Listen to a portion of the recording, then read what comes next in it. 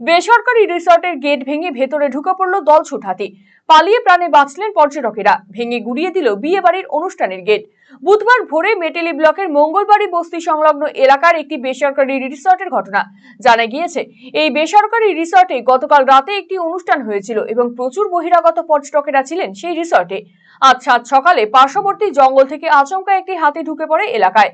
খবর পেয়ে রিসর্টে থাকা পর্যটকেরা গেটের সামনে দাঁড়িয়ে হাতির ছবি করতে থাকে। সেই সময় হাতিটি তেড়ে এসে গেট ভেঙে অনেকটাই ভেতরে ঢুকে যায়। কোনো ক্রমে পালিয়ে প্রাণে বাঁচেন পর্যটকেরা। এরপর বিয়ে বাড়ির অনুষ্ঠানের গেট ভেঙে গুড়িয়ে দেয় হাতিটি। ঘটনায় আতঙ্কের পরিবেশ সৃষ্টি হয়েছে এলাকা জুড়ে।